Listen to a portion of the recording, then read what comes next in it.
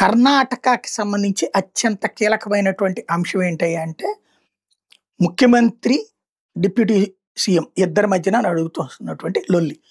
ఇప్పుడు సిద్ధరామయ్య గనక తనని సీఎంగా తీసేస్తే తన ఎమ్మెల్యేలు తన మాట వినరు అన్నటువంటిది అధిష్టానానికి చెప్తున్నాడు. ఎందుకంటే ఇక మళ్ళీ నాకు ఛాన్స్ రాదని నా ఎమ్మెల్యేలు అందరూ ఫీల్ అవుతారు. వాళ్ళందరూ ఏ బీజేపీకో వెళ్ళిపోతారు. కాబట్టి మీ ఇష్టం అని చెప్తున్నాడు అధిష్టానానికి.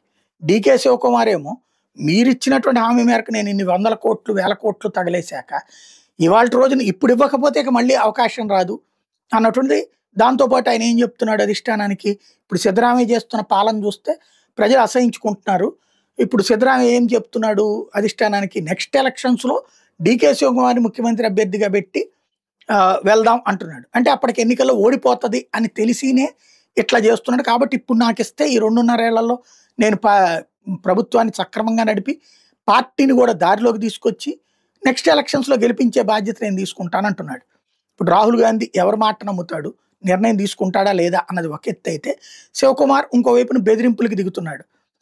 మీరు గనక చేయకపోతే బీజేపీ వాళ్ళకి టచ్‌లో ఉన్నానన్న ప్రచారం చేయించుకుంటున్నాడు. తద్వారా ఏం డెసిషన్ తీసుకుంటారనేది చూడాలి.